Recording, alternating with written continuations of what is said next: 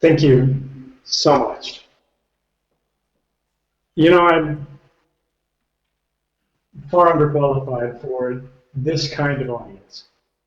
It is an extraordinary privilege to be counted among so many around the world who have fought for human rights, even at great personal cost, even when it was hard, even when no one was watching, when they weren't seeking recognition, and when they never received it.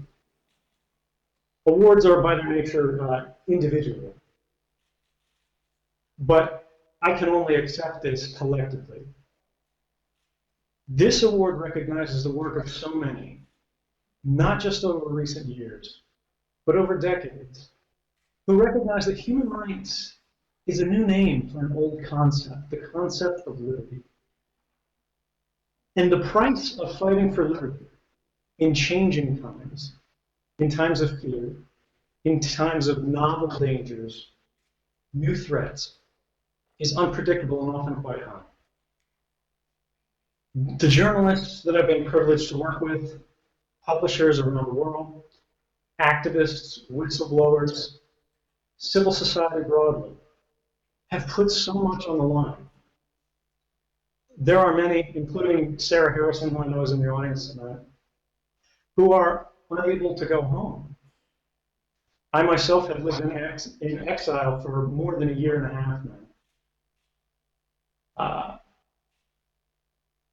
And these are things that are unlikely to change soon. But they're worth it. All the prices we've paid, all the sacrifices we've made, I believe we would do again. I know I would do it again. Because it was never about me. This was never about he or she. This is about us. This is about our rights.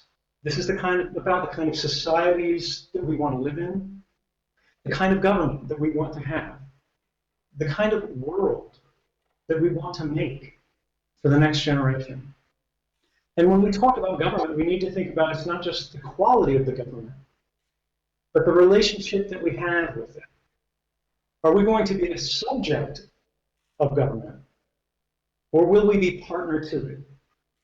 And even with all the brilliant minds in the room now, all of the subject matter experts, all of the elected officials, all of the representatives of people and industry around the world working on these issues, we cannot make proper decisions if we do not have full and meaningful information. When it comes to governments, when it comes to democracies, these institutions are founded on the principle of the consent of the governed. And the consent of the people is not meaningful if it's not informed. Now, it is this principle that brought me forward. And when we think about the challenges and the problems that we face, the new atmosphere of fear that all of the governments and institutions around the world are operating in as a response to these new threats, and we evaluate how things are going, there is reason for hope. I am optimistic. Because when we take a look at what's happened since last year, since I came forward, since I stood up, I was called a spy. I was called a traitor. Some of the most important and powerful officials in the United States debated in public, placing me on a committee, to be attacked by drones and so on and so forth. Largely, that controversy has ended. Governments that first said the people had no need to know this information, that these would put blood on our hands, that newspapers had put lives at risk, that they would bring down airplanes traveling over Europe, which happened. Europe brought down the plane of the president of Bolivia to search it for me, thinking that I might be seeking asylum in Latin America. This does not happen anymore. Instead, we see massive sea changes. We see incredible debates happening in parliaments around the world, happening in newspapers around the world, happening at academic institutions.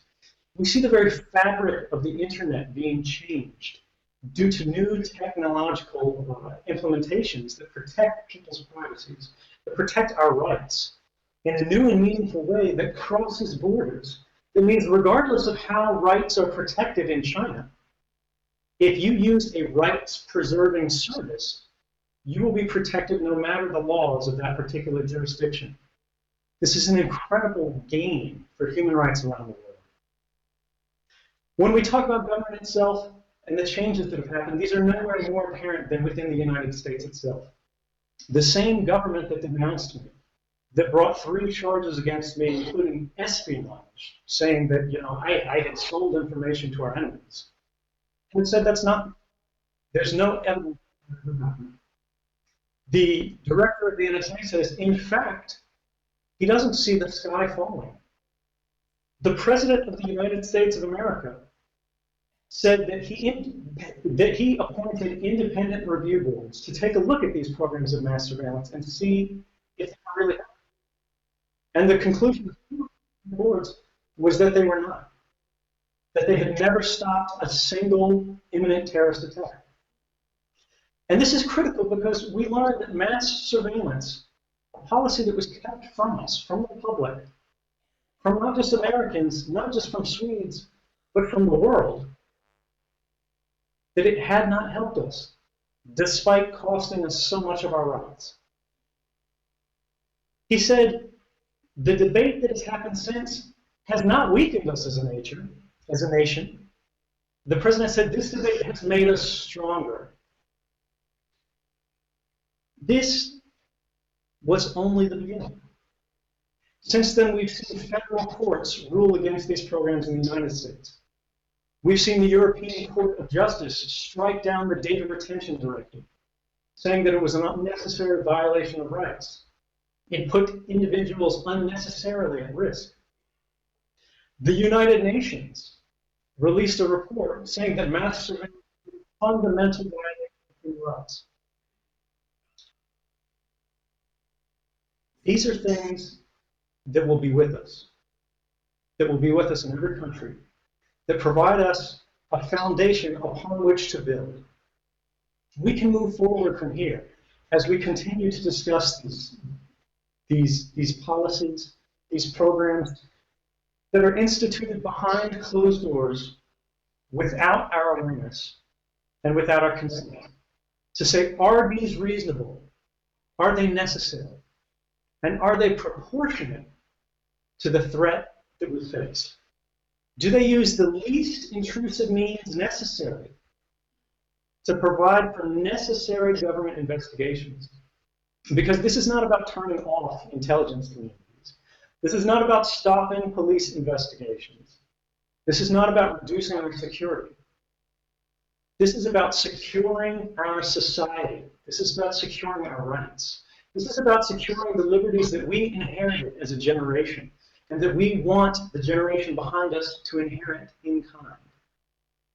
And together, by using this open forum, by using this discussion, by taking advantage of the sacrifices that so many people around the world have made, we can have those liberties. We can have those freedoms. We can have those rights. We can have an open and liberal society because we say, even in times of threat, we stand for liberal values. And I hope, despite all that we've accomplished in the last year, we all recognize that this is only the beginning and that there is so much more to be done, and that together we will achieve it. And I hope I can count on you in the next year as we stand and propose that the United Nations create a new special rapporteur on privacy and digital rights to ensure that no matter where the agency operates, no matter where the technology is placed, no matter what country is deciding that they face new and novel threats that require new narrowments of our rights, we stand for liberty. Thank you. Thank you very much.